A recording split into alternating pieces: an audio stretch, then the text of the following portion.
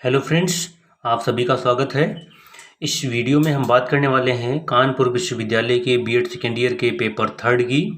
और third paper की इस यूनिट 3 है, यानी कि थर्ड पेपर का पार्ट 3 है, यूनिट 3 शैक्षिक पर्यवेक्षण। और इस वीडियो में हम यूनिट 3 को डिस्कस करेंगे। इसके जितने भी इम्पोर्टेंट क्वेश्चंस हैं वो कवर करेंगे और इसकी जितनी भी थ्योरी है, कॉन्सेप्ट है, वो भी क्लियर करेंगे। तो ये जो क्वेश्चंस होंगे ये एग्ज़ाम प्लानर के हैं, बहुत इम्पॉर्टेंट क्वेश्चंस एग्ज़ाम प्लानर के हैं और काफ़ी इसमें चेक किया गया है। जो भी गलत हैं वो भी इसमें चेक किए गए हैं, आपको सही बताए जाएंगे। तो आपने अगर हमें हमारे चैनल को अभी तक सब्सक्राइब नहीं किया है तो चैनल को सब्सक्राइब कर दीजिए, वीडियो को लाइक कर दीजिए और आप कमेंट करके ज़रूर बताना कि आपको ये वीडियो कैसा लगा। तो आइए शुरू करते हैं बीएड सेकेंड ईयर का थर्ड पेपर एग्ज़ाम प्लानर से। यूनिट 3 है शैक्षिक पर्यवेक्षण। तो शैक्षिक पर्यवेक्षण, इसका परिचय दिया है कि पर्यवेक्षण एक रचना है और गतिशील प्रक्रिया है जो शिक्षकों और विद्यार्थियों को शिक्षा के वांछित लक्ष्यों की प्राप्ति के लिए स्वयं को और शिक्षण अधिगम स्थिति में सुधार के लिए मैत्रीपूर्ण मार्गदर्शन और दिशा प्रदान करती है। तो ये दोस्तों इसकी कुछ थ्योरी दी हैं, आप लोग जो है इस थ्योरी को अच्छे से पढ़ लीजिएगा वीडियो की स्पीड स्लो करके, ताकि आपकी अच्छे से समझ में आ जाए, कॉन्सेप्ट क्लियर हो जाए। और उसके बाद जब कॉन्सेप्ट एक बार क्लियर हो जाएगा तो आपके जो ऑब्जेक्टिव टाइप्स के क्वेश्चंस होंगे तो वो चाहे जैसे पूछें आप उसको सॉल्व कर पाएंगे। और यहाँ पर शैक्षिक पर्यवेक्षण की कुछ परिभाषाएं दी गई हैं, आप वो देख लेंगे। इसके बाद जो है कुछ विस्तार दिए हैं कि पर्यवेक्षण की प्रकृति कैसी होनी चाहिए, कैसी होती है, और पर्यवेक्षण का क्षेत्र कैसा होगा। ये सभी जो है इसमें दिए गए हैं, आप इसको ध्यान से पढ़ लेना। हम जो है सीधे जो है आएंगे ऑब्जेक्टिव टाइप के क्वेश्चन पे। पर्यवेक्षण के प्रकार 2 प्रकार के हैं, निरंकुश और लोकतांत्रिक। तो इसको आप समझ लेंगे कि निरंकुश कौन है, लोकतांत्रिक कौन है, उनके गुण और अवगुण क्या होते हैं। तो इस तरह आप जो है इस थ्योरी को, कॉन्सेप्ट को क्लियर कर लेना। उसके बाद जो है हम आते हैं सीधे बहुविकल्पी प्रश्न पे। तो शुरू करते हैं। पहला प्रश्न दिया है कि शिक्षा पर्यवेक्षण का अर्थ है। शिक्षा पर्यवेक्षण का अर्थ है क्या है? शिक्षण सीखने की प्रक्रिया के विकास में सहायता करना, वह अनुशासन जिसके माध्यम से हम दूसरों के मामलों को नियंत्रित करते हैं। ए और बी दोनों या उपरोक्त में से कोई नहीं। तो शिक्षा पर्यवेक्षण का क्या अर्थ है कि शिक्षण सीखने की प्रक्रिया के विकास में सहायता और वह अनुशासन जिसके माध्यम से हम दूसरों के मामलों को नियंत्रित करते हैं। तो ऑप्शन नंबर ए और बी दोनों राइट आंसर हो जाएंगे। ए और बी दोनों राइट आंसर हो जाएंगे। अगला दिया है कि अध्यापन के पर्यवेक्षण का मुख्य उद्देश्य होना चाहिए क्या? छात्र कल्याण की उन्नति, स्कूल सुविधाओं का उचित उपयोग, पाठ्यक्रम से बाहर ले जाना, परीक्षा में सफलता की उपलब्धि। तो अध्यापन के पर्यवेक्षण का मुख्य उद्देश्य क्या होना चाहिए? तो छात्र कल्याण की उन्नति होनी चाहिए। तो ऑप्शन नंबर ए इसका राइट आंसर हो जाएगा, छात्र कल्याण की उन्नति। अगला प्रश्न देखते हैं। पर्यवेक्षण मुख्य रूप से होना चाहिए किस प्रकार का? निवारक और महत्वपूर्ण, निवारक और सुधारात्मक, निर्माणात्मक और रचनात्मक, निर्माणात्मक और समालोचनात्मक। तो पर्यवेक्षण मुख्य रूप से होना चाहिए निर्माणात्मक और रचनात्मक होना चाहिए। तो ऑप्शन नंबर सी इसका राइट आंसर हो जाएगा।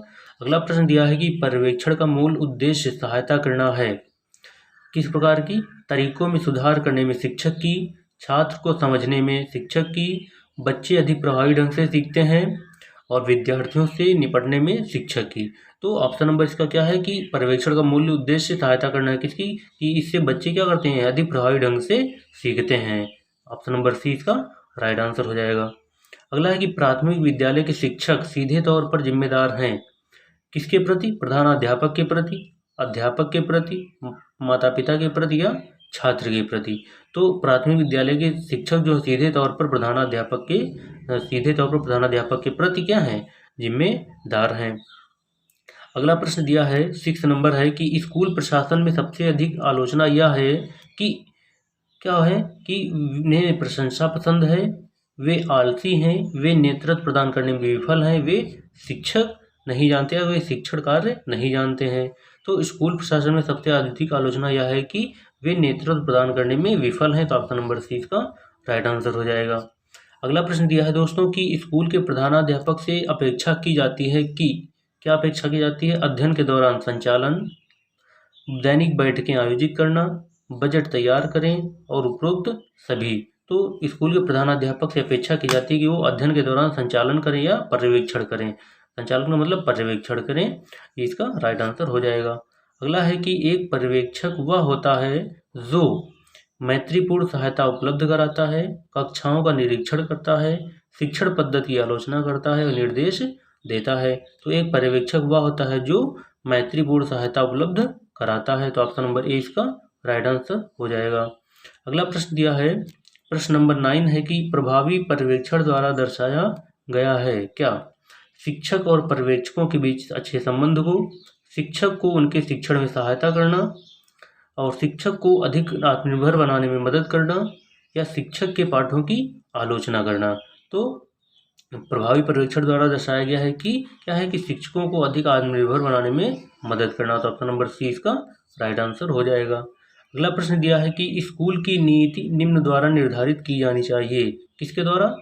पेशेवर शिक्षक के द्वारा, प्रधानाध्यापक के द्वारा, नागरिक के द्वारा या नागरिक और शिक्षक के द्वारा। तो किसके द्वारा?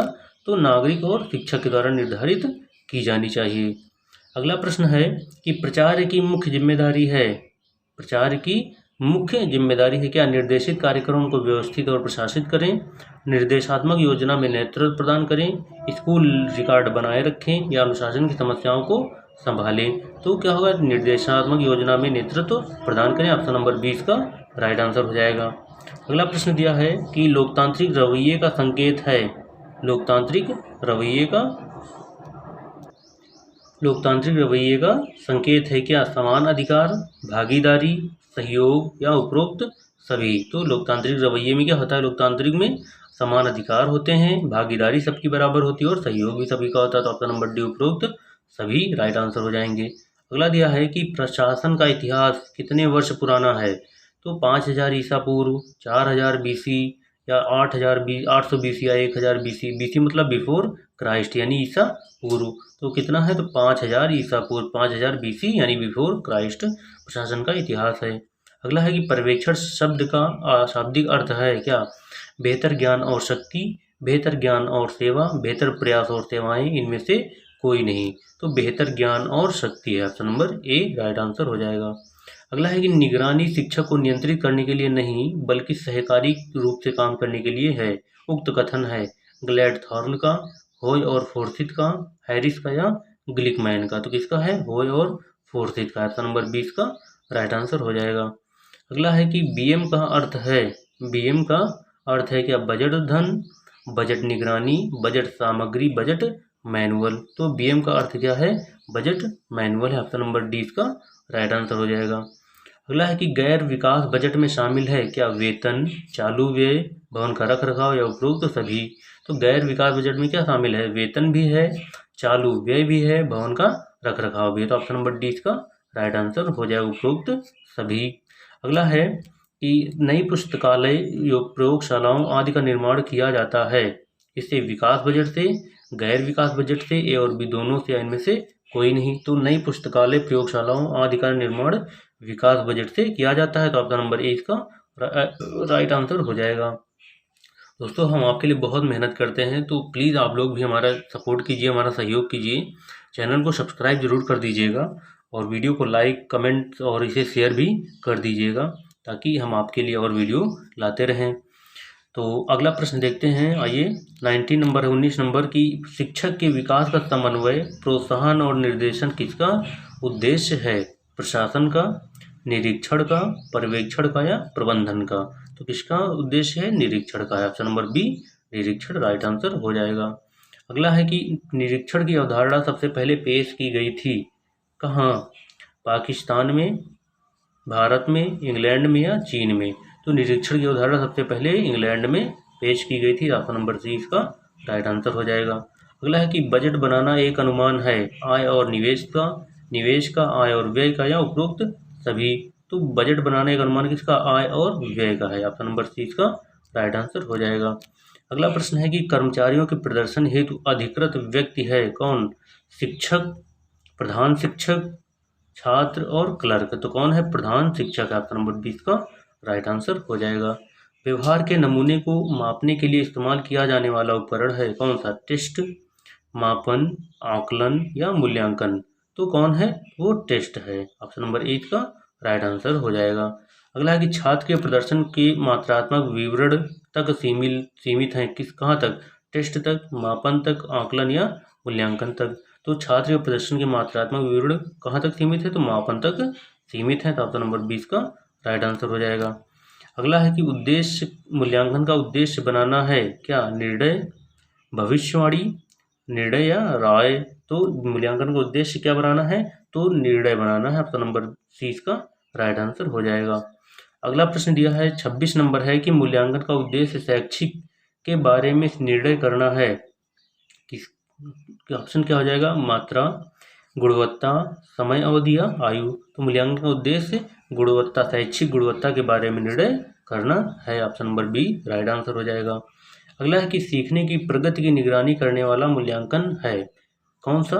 प्लेसमेंट मूल्यांकन, रचनात्मक मूल्यांकन, नैदानिक मूल्यांकन या योगात्मक मूल्यांकन। तो कौन हो जाएगा? तो वो रचनात्मक मूल्यांकन हो जाएगा। Option number B right answer हो जाएगा। अगला है कि सारांश मूल्यांकन होता है शुरुआत में, बीच में, अंत में या नियमित अंत के बाद। तो सारांश मूल्यांकन होता है अंत में होता है। Option number C right answer हो जाएगा। अगला है कि पाठ्यचर्या की योजना बनाने और उसे लागू करने में स्कूल अपना चयन करता है किसका चयन? संस्कृति का, क्षेत्र का, धर्म का या जन संचार का।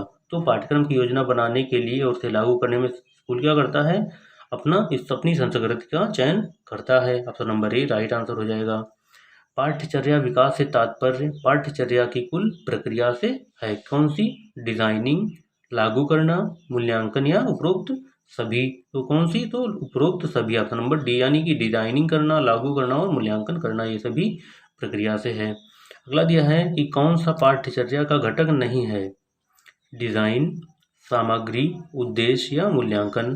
तो कौन सा पाठ्यचर्या का घटक नहीं है? तो डिजाइन। ऑप्शन नंबर ए इसका राइट आंसर डिजाइन हो जाएगा।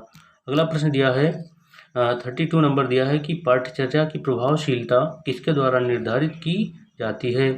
उद्देश्य के द्वारा, डिजाइन के द्वारा, विधि के द्वारा या मूल्यांकन के द्वारा। तो किसके द्वारा?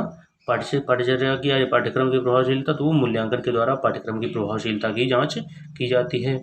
अगला है कि पाठ्यचर्या के तत्वों की व्यवस्था हो सकती है ऐसे? पाठ्यचर्या की नींव है, पाठ्यचर्या की डिजाइन, पाठ्यचर्या विकास, पाठ्यचर्या निर्माण। तो पाठ्यचर्या के तत्वों की व्यवस्था हो सकती है पाठ्यचर्या डिजाइन में हो सकती है। तो option number B right answer हो जाएगा। अगला है कि पाठ्यचर्या मूल्यांकन के व्यावहारिक उद्देश्यों का मॉडल किसके द्वारा प्रस्तुत किया गया था? टायलर के द्वारा, स्टीफल बीम के द्वारा, हिल्डा टाबा के द्वारा या जॉन डेवी के द्वारा। तो किसके द्वारा? तो टायलर के द्वारा। ऑप्शन नंबर ए इसका राइट आंसर हो जाएगा। अगला है पाठ्यचर्या विकासकर्ताओं के मनोवैज्ञानिक आधारों की प्रकृति को समझने के लिए है किसकी? शिक्षक, सामग्री, शिक्षार्थी या विचार। तो किसकी? शिक्षार्थी। ऑप्शन नंबर सी यानी कि शिक्षार्थी की प्रकृति को समझने के लिए आवश्यक है। अगला देखते हैं प्रश्न है 36 नंबर दिया है कि विषय केंद्रित डिजाइन चारों ओर घूमते हैं किसके? शिक्षार्थी के, सामाजिक समस्याओं के, सामग्री के या सामाजिक मूल्य के। तो विषय केंद्रित डिजाइन सामग्री के चारों ओर घूमते हैं। Option number C right answer हो जाएगा। अगला है कि पाठ्यचर्या क्या है? एक संस्थान के एक समग्र कार्य हैं, उद्देश्य हैं, कक्षा है या प्रभाविता है। तो पाठ्यचर्या क्या है? एक संस्थान के समग्र कार्य हैं। तो ऑप्शन नंबर ए इसका राइट आंसर हो जाएगा। अगला प्रश्न दिया है कि पाठ्यचर्या का कार्यान्वयन करता है कौन? पाठ्यचर्या मूल्यांकन, उद्देश्य, आईक्यू या शिक्षण संस्थान। तो पाठ्यचर्या का कार्यान्वयन करता कौन है? शिक्षण संस्थान है। ऑप्शन नंबर डी इसका राइट आंसर हो जाएगा। अगला प्रश्न दिया है निम्नलिखित में से कौन सी पाठ्यचर्या की प्रकृति है? संरक्षण, गंभीर, रचनात्मक या ये सभी। तो कौन सी पाठ्यचर्या की प्रकृति है? संरक्षण, गंभीर और रचनात्मक, ये तीनों पाठ्यचर्या की प्रकृति है। Option number D right answer हो जाएगा।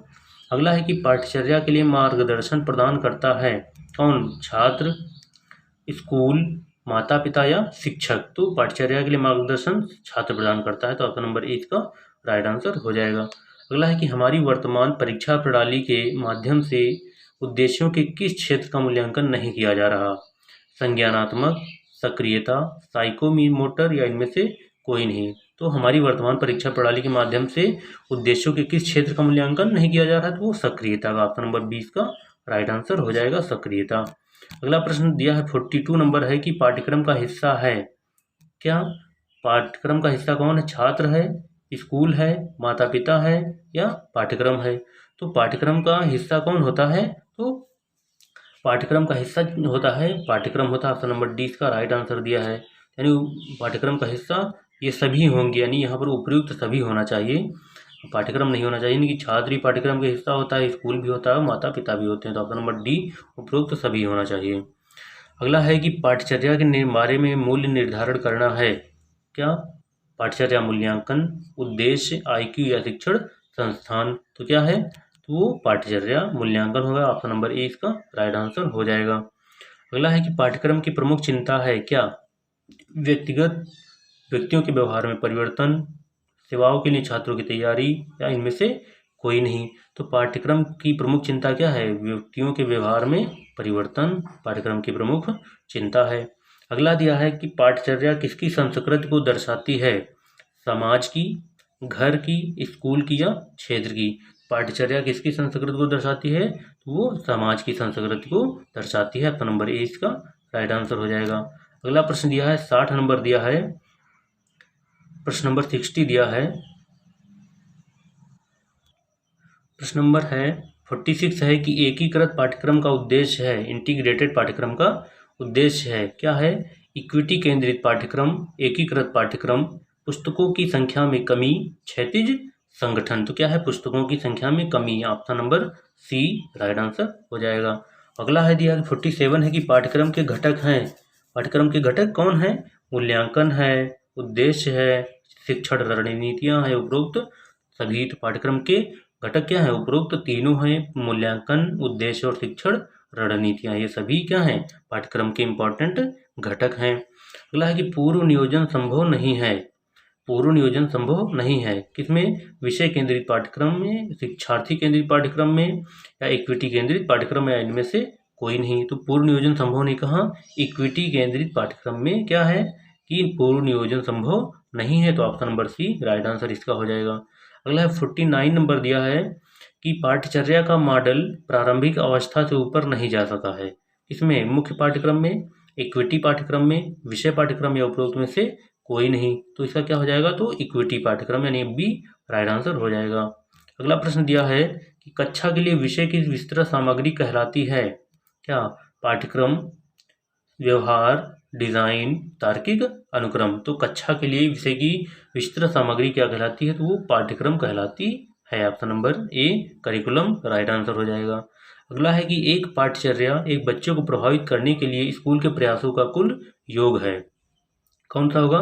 पाठ्यक्रम, व्यवहार, डिजाइन या तार्किक, अनुक्रम। तो क्या है? वो कुल प्रयासों का योग है, तो व्यवहार। ऑप्शन नंबर बी व्यवहार राइट आंसर हो जाएगा।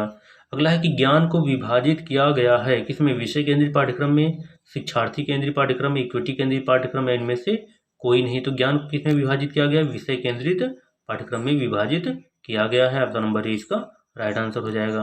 अगला दिया है कि पूर्व नियोजन की विशेषताएं हैं। पूर्व नियोजन की विशेषताएं हैं कौन सी? विषय केंद्रित पाठ्यक्रम, शिक्षार्थी केंद्रित पाठ्यक्रम, गतिविधि केंद्रित पाठ्यक्रम में, इनमें से कोई नहीं। तो वो विषय केंद्रित पाठ्यक्रम। ऑप्शन नंबर ए इसका राइट आंसर हो जाएगा।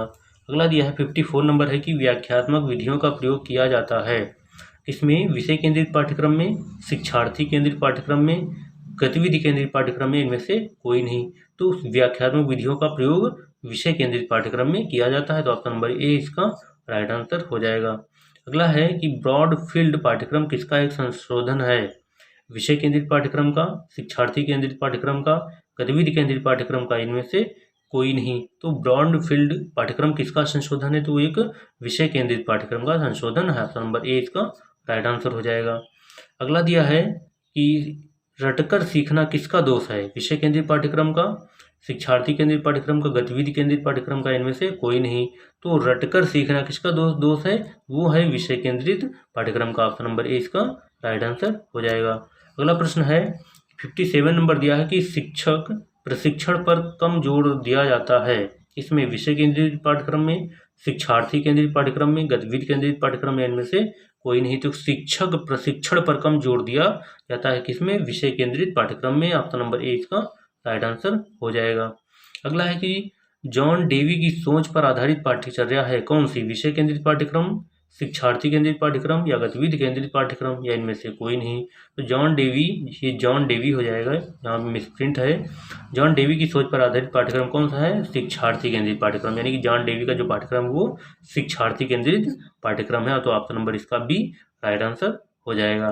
तो दोस्तों पेपर थर्ड की जो आपकी पेपर थर्ड की जो थर्ड यूनिट है वो आपकी कंप्लीट हो गई है। इस थर्ड यूनिट से जितने भी इंपॉर्टेंट क्वेश्चंस थे वो हमने कवर किए हैं, बहुत सारे इंपॉर्टेंट क्वेश्चंस हैं ये। तो इसके बाद हम अगली यूनिट के साथ आएंगे और आप कमेंट करके बताइए कि आपको ये वीडियो कैसा लगा, और इसके वीडियो को लाइक कीजिए, चैनल को सब्सक्राइब कीजिए, वीडियो को शेयर भी कीजिए ताकि अन्य लोग भी इसके फ़ायदा उठा सकें। और फिर मिलते हैं अगली वीडियो के साथ, तब तक के लिए धन्यवाद।